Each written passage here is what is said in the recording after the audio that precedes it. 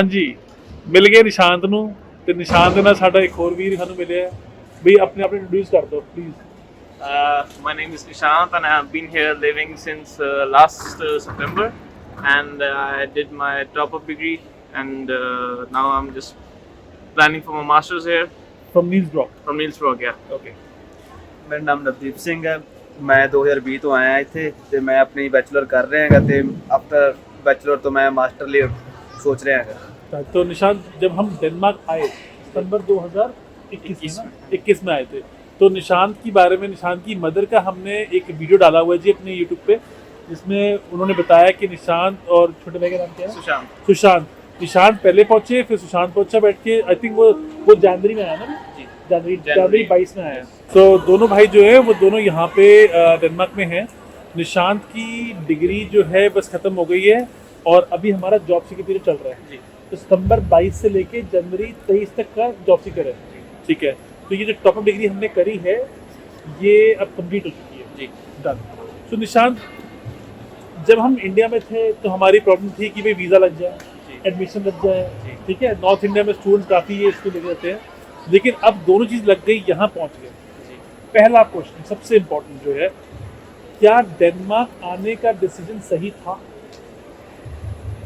देखिए, अगर तो सोचें कि लॉन्ग टर्म हम सोचें कि सेटलमेंट के लिए, तो उसको कंसीडर करके तो थोड़ा मुश्किल है डेनमार्क में। Frankly as a student life में बताऊंगा, बिल्कुल ठीक। बाकी आना यहाँ पे अच्छा था, यहाँ का एक्सपीरियंस हुआ। यूरोप की पहली कंट्री में आया, वो भी बहुत अच्छी कंट्री है डेनमार्क। यहाँ के लोग बड़े अच्छे हैं, यहाँ पे जॉब अपॉर्चुनिटीज बहुत अच्छी हैं। पोटेंशियल आपकी जितनी है आप अपना काम कर सकते हैं, आप अर्निंग बहुत अच्छी कर सकते हैं, ठीक है।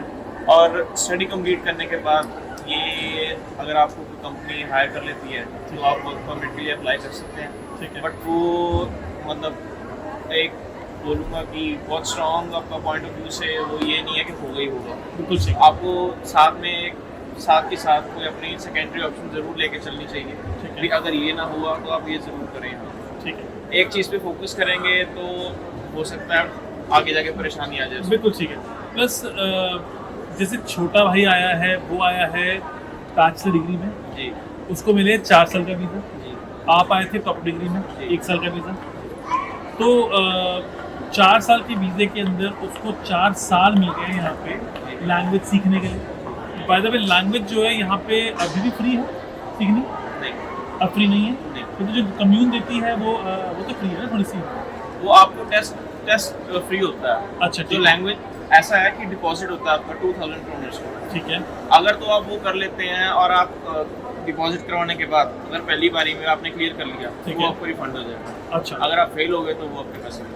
ठीक है। मतलब कि अब अगर हम लैंग्वेज की बात करते हैं तो लैंग्वेज जो है यहाँ एक बड़ा इंपॉर्टेंट रोल प्ले करती है। बिल्कुल। तो आज मतलब आपने टॉप डिग्री खत्म कर ली, रहना चाहते हो आप डेनमार्क में, तो इसका मतलब कहीं ना कहीं डेनमार्क जो है वो एक अच्छी जगह है। मतलब अगर आपको ऑप्शन मिल जाए तो आप कहोगे मैं डेनमार्क नहीं छोड़ूंगा। यही मैं हमेशा लोगों को कहता हूँ, जो एक बार डेनमार्क चले जाता है वो कहता है मुझे डेनमार्क छोड़ना नहीं है ना। तो अब जैसे हमने ये टॉप डिग्री कर ली है तो यहाँ पे जॉब अपॉर्चुनिटीज हैं। अगर मैं IT वर्क में आता हूँ, या मैं बिजनेस एजुकेशन में आ रहा हूँ, या मैं नर्सिंग में आ रहा हूँ, या मैं इंजीनियरिंग में आ रहा हूँ, उसकी जॉब्स हैं ना? जी, IT हो गया, ये डॉक्टर्स का हो गया, नर्सिंग वगैरह का हो गया, इसमें तो जॉब अपॉर्चुनिटीज बहुत ज़्यादा है। अच्छा, दे वांट कि ज़्यादा से ज़्यादा डॉक्टर्स या IT लाइन में जो हों, ठीक है, वो उनको आगे फिर अपॉर्चुनिटीज़ भी देते हैं, ठीक है, उनको जॉब भी देते हैं, उनको परमानेंट रेजिडेंसी भी मिल सकती है बिल्कुल ठीक है, अगर वो इस सेक्टर में हैं कंटिन्यूसली। ठीक है। बट अगर हम दूसरे पॉइंट ऑफ व्यू से देखें, जैसे नॉर्मल है बंदा, कोई नॉर्मल जॉब कर रहा है, उसके लिए आगे जाके फर्दर परेशानियाँ आ सकती हैं। ठीक है, मतलब एज ए स्टूडेंट लाइफ में तो आप जो भी अच्छी जॉब कर रहे हो, लेकिन आपका मतलब ये है कि जब आप एजुकेशन खत्म कर रहे हो तो उसके बाद आपको एक फुल टाइम जॉब होनी चाहिए जी, राइट। एक kind of white collar job होनी चाहिए, राइट। ठीक है, वो देखो हर कंट्री में, वो तो आप कनाडा भी जा रहे हो तो आपके जॉब होनी चाहिए। अब ऑब्वियसली बात आती है कि यहाँ पे हम जब आए थे तो हमने ट्यूशन फी भरी थी लगभग 10,000 यूरो, राइट। तो और लिविंग एक्सपेंसेस भी थे हमारे। तो क्या आपके लिविंग एक्सपेंसेस और ट्यूशन फी जो है वो निकाल पाए हम यहाँ पर? बिल्कुल आराम से, कोई दिक्कत नहीं है। दिक्कत तो मतलब कि अगर ये कहना गलत होगा कि मैं लोगों को बोलता हूँ कि भाई आप ये ट्यूशन फी और लिविंग एक्सपेंसेस निकाल लोगे और 2 पैसे बचा ही लोगे, बड़े आराम से। ये चीज़ है।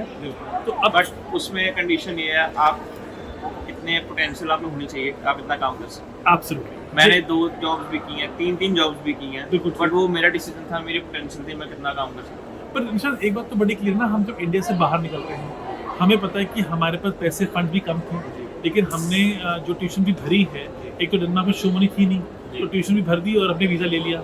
लेकिन ऑब्वियसली बात है, कई लोग क्या करते हैं, वो ना बहुत ज़्यादा चले जाते हैं कमाने की तरफ और फिर वो पैसे घर भेजते हैं। और यहाँ मैं हमेशा लोगों को रोकता हूँ कि भाई ट्यूशन फी और खाने पीने के पैसे निकाल लोगे, आराम से निकाल लोगे, स्ट्रेस नहीं होगा। लेकिन जहाँ तुमने पैसे घर भेजने शुरू करे, स्ट्रेस वहीं शुरू है। बात सही है। अब छोटा भाई आपका यहाँ पढ़ रहा है 4 साल की बैचलर्स, अब वो 4 साल की बैचलर वो भी हर साल 10,000 यूरो फीस पे करता है। अब आप वहाँ पहुँचे सितंबर 22 में आए, 21 में आए थे, तो कहीं ना कहीं कुछ तो अच्छा देखा ही होगा, तभी भाई को बुला लिया कि तू भी यहीं पे आ जा। नहीं तो जहाँ तक मुझे याद है, आपके भाई की फाइल तो कनाडा में लगी हुई थी, तो वो फाइल विड्रॉ करके फिर हम डेनमार्क लगाइए। तो अब जब हम बात करते हैं स्टूडेंट्स के लिए, तो लॉन्ग टर्म अपॉर्चुनिटी कह रहे हो कि भाई अपने लिए अगर आप शॉर्ट टर्म में आ रहे हो तो आप ठीक है फंड देख रहे हो, लेकिन कुछ ना कुछ बैकअप लेके चलो, है ना। एंट्री इजी है। थोड़ा सा पॉइंट चेंज करूंगा, कुछ लोग जो यहाँ पे स्पाउस को लेके आते हैं, उनके स्पाउसेस के केसेस में उनके स्पाउस को फुल टाइम काम करना अलाउड है, उनके बच्चों को फ्री एजुकेशन मिलती है, मेडिकल भी फ्री है। स्पाउस केस में क्या डेनमार्क एक अच्छी अपॉर्चुनिटी रहेगा? मैं अपने पॉइंट ऑफ व्यू से कहूँ तो बहुत अच्छा रहेगा। अच्छा, स्पाउस केस में ऐसा है कि जैसे अब किसी कपल की वाइफ स्टडी करते हैं, ठीक है, एंड जो उनका हस्बैंड है वो फुल टाइम काम कर सकता है, ठीक है। तो मैं कहूँगा कि उनको स्टडी 4 इयर्स तक, अगर जो उनका हस्बैंड है 4 years continuously full time job कर लेता है, ठीक है, तो वो पीआर के लिए एलिजिबल हो सकते हैं। प्लस उनको साथ में लैंग्वेज करनी है। मतलब कि मेरी वाइफ अगर आती है यहाँ पे, एग्जाम्पल लेता हूँ, और वो मैं एजुकेशन में हूँ, मैं स्टडी कर रहा हूँ, और वो डिपेंडेंट पे है, जी। और उसने 4 साल मेरी एजुकेशन चली, 4 साल उसने काम कर लिया जी। और साथ में लैंग्वेज भी सीख ली, जी। तो वो अपनी पीआर डाल सकती है। हाँ जी, कंफर्म है ना ये? बिल्कुल। तो बेसिकली अगर आपके पास, अगर आप स्पाउस केस में आ जाते हो, तो I think Denmark would be a better option. जी। लेकिन यहाँ पे कैच है, कैच ये है, ट्राई करो आप कि आपके पास मैक्सिमम लंबा प्रोग्राम है। जी। अगर अब निशान के केस में वो टॉप डिग्री पे आया, तो उसने फर्स्ट ईयर पूरा करा, अब उसको सेकंड ईयर में या तो मास्टर में जाना है या उसको कंट्री चेंज करनी पड़ेगी, कुछ ना कुछ तो करना पड़ेगा। और यहाँ पे आप दोबारा से अंडर ग्रेजुएट नहीं कर सकते, क्योंकि अगर आप एक बारी अपनी एजुकेशन में आ गए हो तो उसके ऊपर ही करना है, नीचे नहीं जा सकते आप, क्योंकि वीज़ा नहीं मिलता।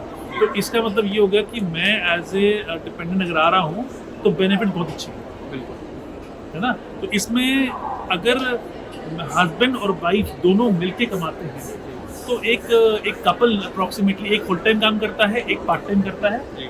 तो अप्रॉक्सीमेटली कितनी आईएनआर इनकम हम देखेंगे उनकी फैमिली के अंदर? कम से कम नहीं तो 6 लाख तो मैं बोलूँगा। 6 लाख इंडियन रुपीज जी, एक कम महीने। से कम? हाँ जी। ओके, मतलब अगर मैं होता और मेरी वाइफ होती तो मैं ऑब्वियसली इतना तो, चलो मैं 6 नहीं बोलते, 5 बोलते। 5 मिनिमम इतना तो मैं बोलूँगा ही। तो यानी 5 लाख आप इनकम से बना लेते हो। जी। अगर मैं ये कहूँ कि नॉर्मली मैं ये कहता हूँ, बताना मुझे मैं सही हूँ गलत हूँ, क्योंकि देखो मैं चाहे जितना मर्जी कहूँ कि मैं डेनमार्क पे बच्चे भेजता हूँ, आज मैं यहाँ रहता नहीं हूँ, तो जो आज के अपडेट होंगे ना वो इनके ज़्यादा अच्छे आएंगे, इसलिए यहाँ पे आने का पर्पज़ था। अगर मैं ये कहूँ कि जितने भी पैसे एक स्टूडेंट कमाएगा वो सारे खर्च हो जाएंगे रहने में, खाने में, पीने में, और जो स्पाउस कमाएगा वो बच जाएंगे। जी, ये मैथ सही रहेगा? बिल्कुल। मतलब कि जो ये पूरे नहीं खर्च हो सकते, उसमें भी बच ही जाएगा आपको। फिर भी कहते हैं एक बार के लिए, चलो मैंने कहा थोड़ा सा लाइफ से किसी का ज़्यादा अच्छा था, उसने जी। कर लिया, तब भी एक पूरी सैलरी बचती है सेविंग में। जी। और अगर मैं स्पाउस की सेविंग की बात करता हूँ जो कि फुल टाइम काम कर रहा होगा, तो वो उस जो आप 5 लाख बता रहे हो उसमें से उसका कॉन्ट्रीब्यूशन कितना होगा? 5 लाख में से कम 3 लाख तो मतलब जो Spouse फुल टाइम का में काम कर रहा है। तो यानी 3 लाख की फुल सेविंग है। ये फिर से बता रहा हूँ मैं, क्योंकि मेरे कहना नहीं, ये इनके लोकल्स के वर्ड्स हैं जो यहाँ रहते हैं बच्चे, जो कमाते हैं, एंड आई एम श्योर इसी के यही पर्पज़ था हमारे आने का। अब बात आती है, कई बार लोग कहते हैं कि सर यहाँ पे ना हम आ जाएं तो पीआर नहीं मिलती है, या यहाँ पे अपना बिजनेस नहीं खोल सकते, यहाँ पे आपको सिर्फ नौकरी करने को मिलती है, क्या ये बात सच है? सर देखिए, इनके 2018 में लास्ट बंद हो गया था कि स्टूडेंट को अपना बिजनेस कर सकते हैं, वो 2018 तक था। उसके अच्छा। बाद ये अपॉर्चुनिटीज इन्होंने बंद कर दी। अभी अपॉर्चुनिटी है स्पाउस के लिए, ठीक है, स्पाउस आता है तो जैसे फुल टाइम में काम कर सकता है, ठीक है, तो उनका हस्बैंड ऑब्वियसली अपनी कंपनी खोल सकता है, ठीक है। अपना बिजनेस कर सकता है, तो उनके ऊपर डिपेंड करता है। ये नहीं है कि बिजनेस ही नहीं करने का, ठीक है। ये तो ये सारे बेनिफिट स्पाउस को। स्पाउस को कभी मेडिकल या डॉक्टर देखने की जरूरत पड़ी आपको इस टाइम में? तो कुछ पैसे लगे उसमें? नहीं, मेरे को सिर्फ मेरी मेडिसिन के लिए पे करना पड़ा। ठीक है। बाकी एक्सपेंस सारे जो डॉक्टर का चेकअप था, उनकी रिकमेंडेशन थी, वो सब कुछ फ्री ऑफ कॉस्ट पासपोर्ट में लास्ट नेम ना होने के नुकसान है, बिल्कुल है ना। तो ये देखो जी, ये कहा ना, जितनी बार यहाँ पे आएंगे उतनी बार नई चीज़ें मिलेंगी। कि पहले ये नहीं था इंसान कि जब ये तो मुझे पहली बार लगा कि ये रूल तो लिथुनिया में चलता है कि भाई पासपोर्ट में लास्ट नेम नहीं है तो आपका टीआरपी नहीं बनेगा। ये तो मुझे समझ में आया कि अब अगर आपके पासपोर्ट में लास्ट नेम नहीं है तो प्लीज़ लास्ट नेम चढ़वा के आना है। दीपिंदर सिंह नाम है, लास्ट नेम नहीं है, सिंह चढ़वा लो, ठीक है ना। सिंह चढ़वा के आओ, नहीं आओगे यहाँ पे टीआरपी कार्ड नहीं मिलेगा। और वो टीआरपी कार्ड ना मिलने से बहुत चैलेंज आते हैं, और वो चैलेंजेस कैसे होते हैं वो अभी हम बात करेंगे नदी के साथ, क्योंकि ऑब्वियसली उसको चैलेंजेस आए थे। So thank you Nishant, thanks a lot for joining us, और कोई और चीज़ जाने से पहले कोई और ऐसा बेनिफिट या कोई ऐसी चीज़ें बता सकते हो जो लोगों को पता ना हो इस कंट्री के बारे में, कोई बेनिफिट स्टूडेंट्स के?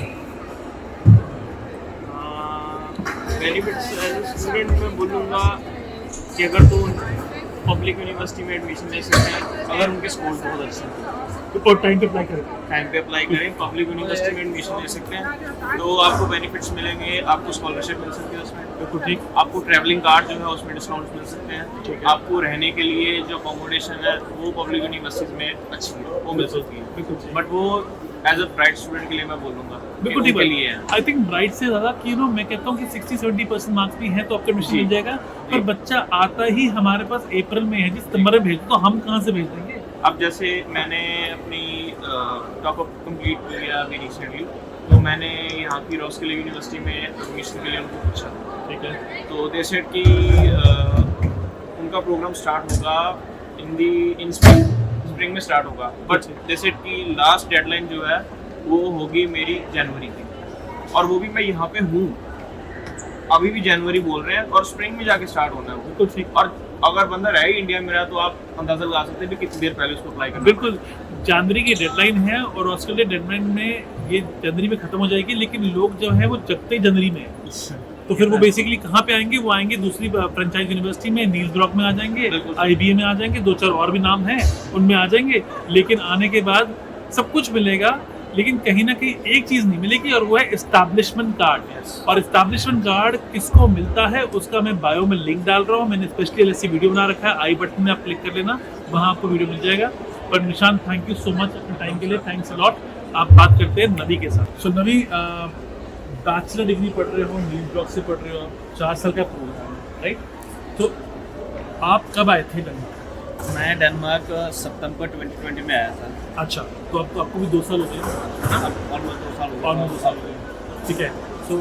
सो अब अगर हम बात करते हैं कि इन 2 सालों में आपका एक्सपीरियंस कैसा रहा डेनमार्क?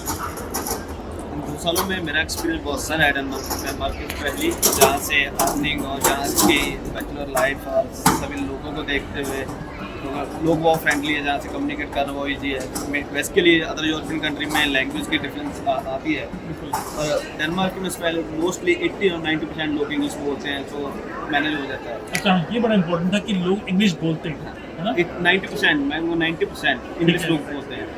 नवी, अभी मैं निशान से पूछा था मैंने कि भाई अगर एक कपल जो है वो आपस में काम करते, तो निशान ने बोला कि लगभग 5-1 लाख कमाते हैं। क्या ये बात सही से रहेगी?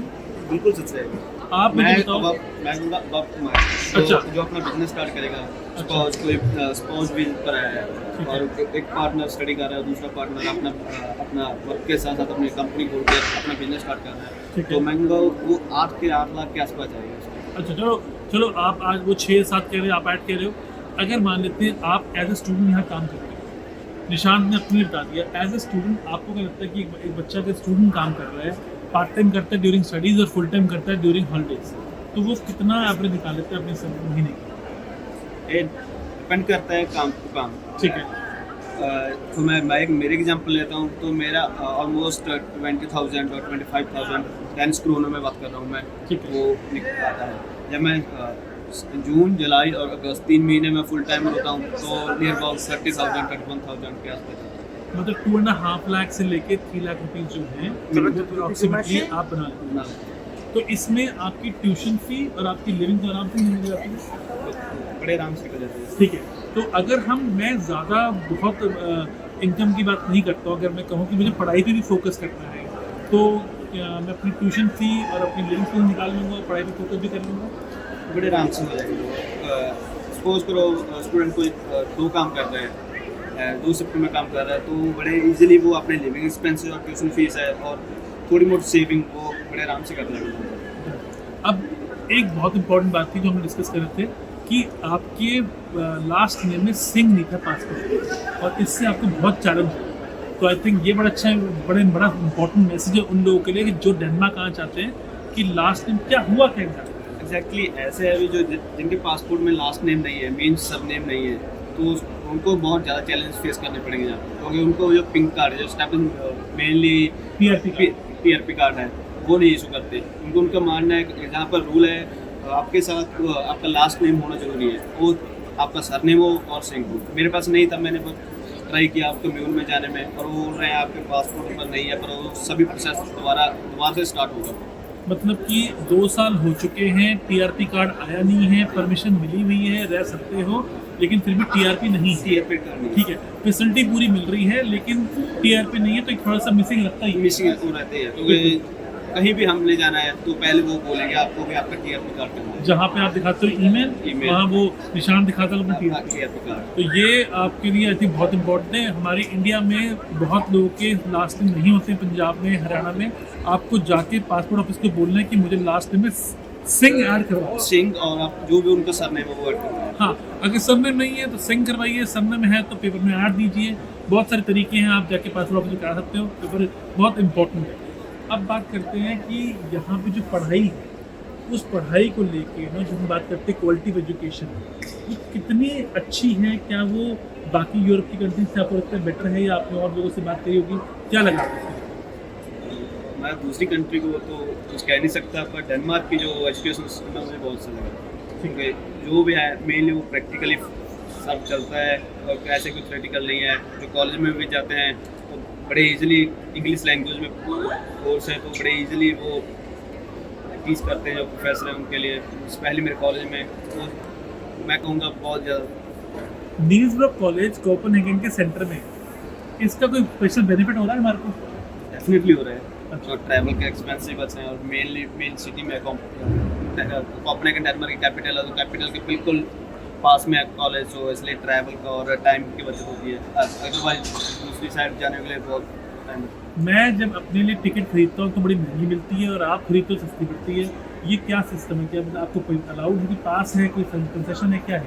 तो स्टूडेंट कार्ड बनते हैं। अच्छा। तो बेसिकली ये हम हमारे पास पब्लिक यूनिवर्सिटी है तो बहुत ज़्यादा चीप बनेगा। अगर प्राइवेट कॉलेजेस हैं तो उससे थोड़ा एक्सपेंसिव होगा। अगर नॉर्मल खरीदेंगे तो उसके रेट डिफरेंट होते हैं।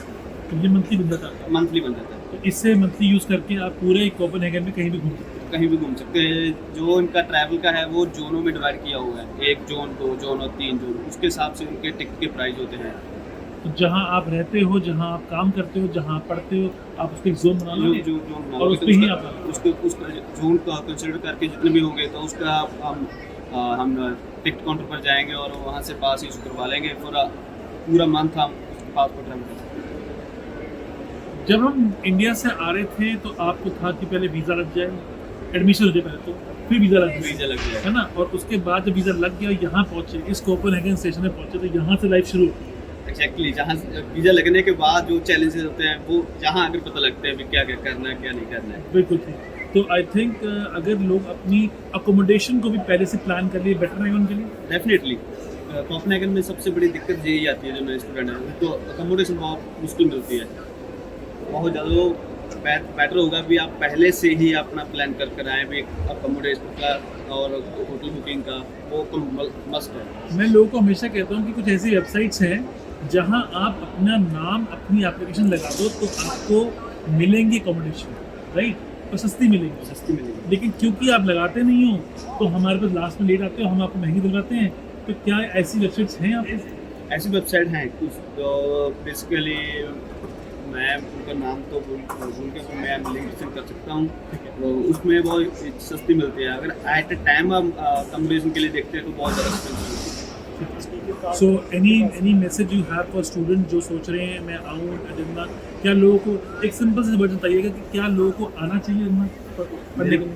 मेरे पॉइंट ऑफ व्यू से डेनमार्क में लोगों को डेनमार्क में जरूर आना चाहिए, और मेक श्योर अपना लास्ट नेम कराएं। क्योंकि वो अपने साथ बीत चुकी है। कहते हैं ना आप बीती जो होती है ना वो बड़ी सही होती है, और ये चीज़ मैंने भी अब सीखी, क्योंकि इतने साल से ये चीज़ नहीं थी, पर पता नहीं अभी वो आई, क्योंकि पहले नहीं था कभी कि मुझे कभी सुनने में नहीं आया कि पंजाब के बच्चों को टीआरपी नहीं मिल रही। बट अगर आपका लास्ट नेम नहीं है, फिर से बोल रहे हैं लास्ट नेम जरूर है। Thank you Nabi, thank you so much, thank you. Press the bell icon on the YouTube app and never miss another update.